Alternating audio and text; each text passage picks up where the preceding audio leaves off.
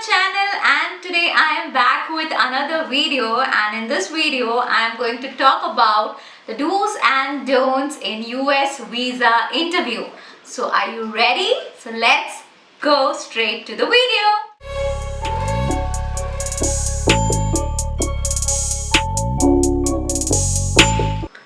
So talking about the do's, the first point is to dress appropriately. Now, why is this point included in a do's when it is quite obvious that you have to dress appropriately, right?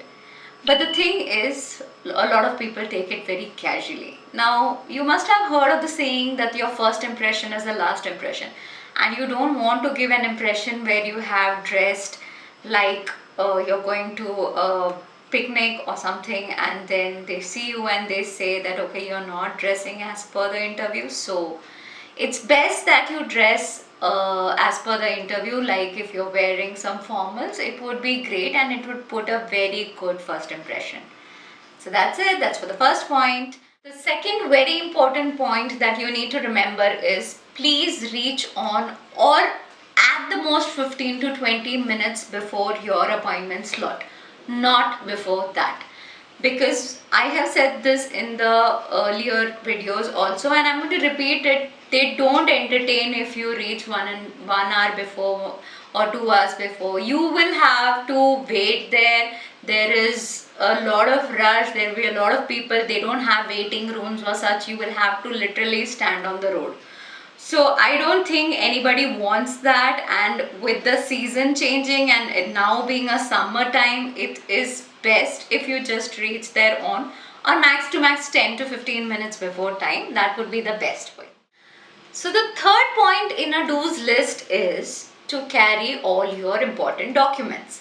Now this is not something that needs to be explicitly mentioned, but at the end of the day it is a very important thing and people do forget. Now, just as an example, I have experienced this. So when I was there for the interview and there was a guy standing next to me, he was getting interviewed, and the interviewer just asked him that please give me your DS 160. And that guy, first of all, he couldn't understand what was DS 160 form, but he kept searching his folder and for 1-2 minutes, and after that he literally said, I don't have my DS 160, I forgot it. And it was a very bad impression. So I don't want something like that to happen to you guys. So please make sure you're carrying all your important documents. Even if you think it's not important, please keep it. You may not need it, but at the end of the day, it's not a loss, right? So yeah. Now talking about the fourth point, carry cash. Now why I'm saying this is because we are so used to digital payments nowadays. Even if we book taxis or autos, we do digital payments, we do UPIs. Now with smartphones and any electronic device not allowed there, it is best to carry cash, and they don't say anything if you carry cash, and cash is always helpful. So make sure you have some cash handy with you and it will help you a lot. Now coming to the fifth point in our do's list is to stay calm and confident. Now this is not something that we need to add in the do's list, but I felt that it is important because when you reach there, there are a lot of people and there are a lot of energies. Now these energies are said to affect you in some way or the other. And believe me or not, others' nervousness does affect you in some way. So it is very important that you stay calm, you stay present, and you stay confident, and you don't need to worry. So that is the most important thing whenever you are getting interviewed anywhere. Now coming to the sixth point in our do's list is to wait patiently for your turn. So when you enter the US consulate, you're going to see a lot of people there and there's going to be a lot of rush. But again, it depends on the slot that you have booked. So if it's early slots, then probably you won't find a lot of rush. But at the end of the day, be prepared because you may or may not find. But then there is going to be a lot of chaos, and there are people who create chaos. Like they will say, why is it taking so long? Why is there no people around to help us out? And there are a lot of people who are ready to create chaos. So it is very important that you stay patient, because then even if you're creating a chaos, remember that there are people who are seeing you, who are watching you, and who are going to judge you. So you may be knowing already that the counters are open, and even if the interviewer is not interviewing you, but they can hear you and they can also see you. So if they find you creating chaos outside, then they are going to make an impression of you, that if you are creating chaos in this country, then what will you do when you go to their country? So you don't want to give any bad impressions about yourselves, right? Yeah. Now coming to the last and the final point in our do's list, which is answering questions only to the point. Now we tend to give out a lot of information than required.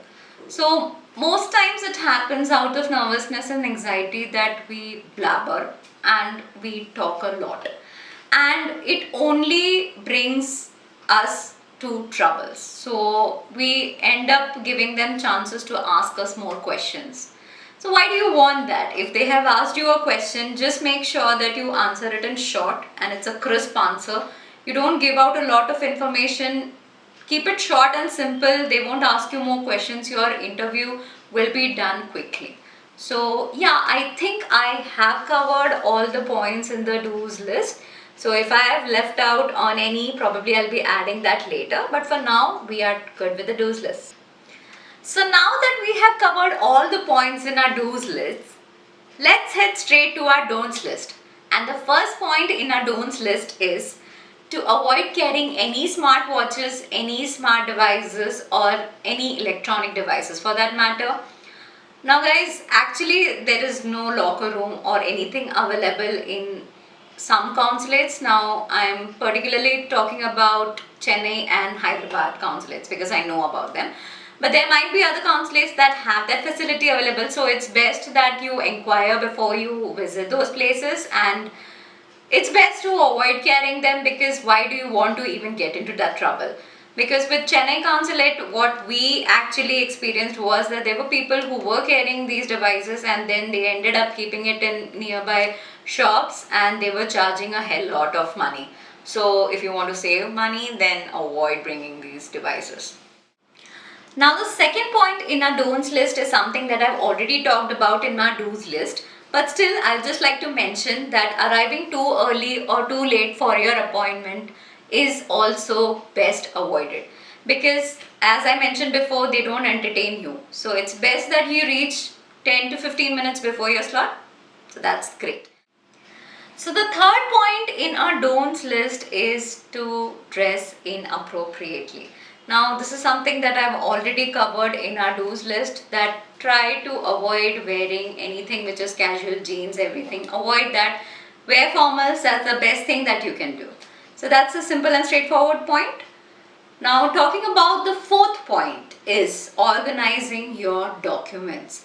Now people tend to forget to do this. Now you would say that why is it so important? I will carry all the documents and they will ask and I will just give them the document. What is the big deal in that?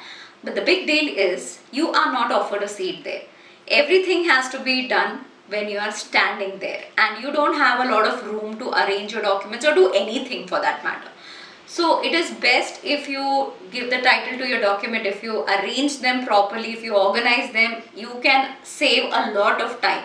If you sit there searching for the documents, when they ask you for a document, you are wasting their time, your time, and the time of the people who are waiting behind. So it's best that you organize your documents beforehand. It will save everybody's time.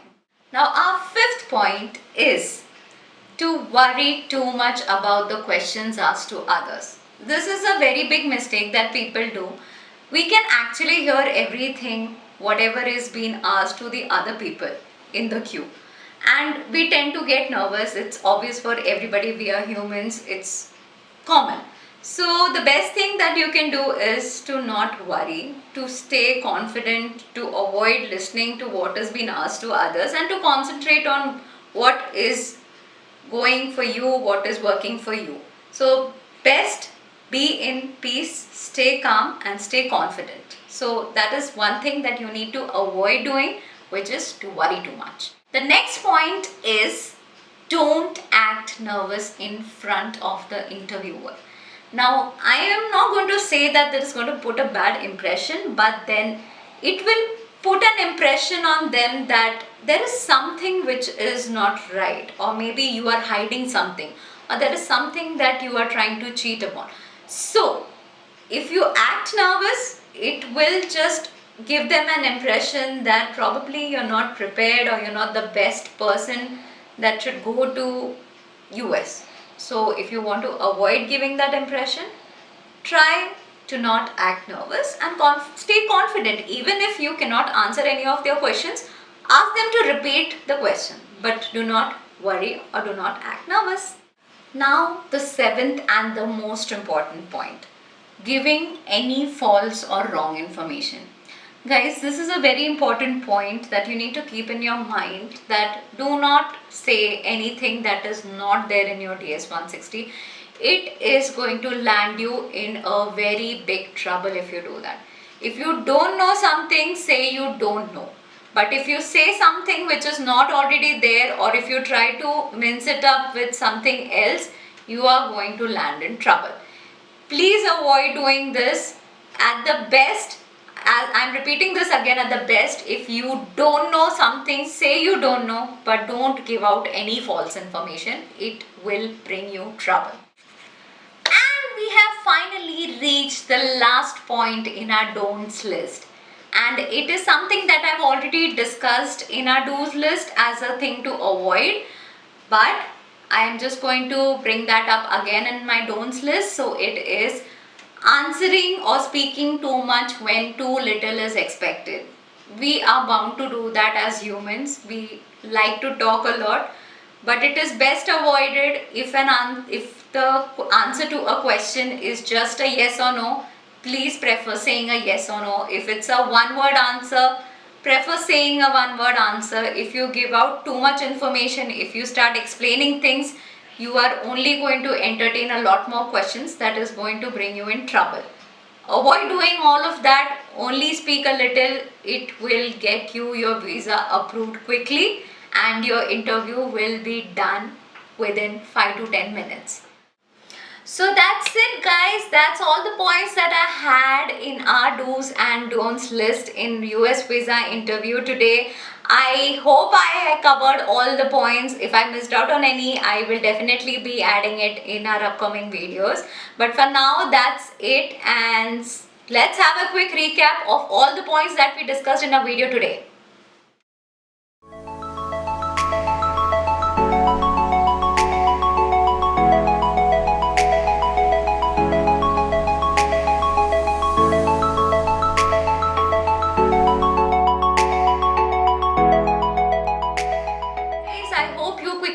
Screenshot of that screen where I had listed all the do's and don'ts. And guys, if you liked our video, please like, share and subscribe to our channel if you haven't already. Also, if you have any questions for us or if you want us to discuss any of the topics, please do let us know in the comments.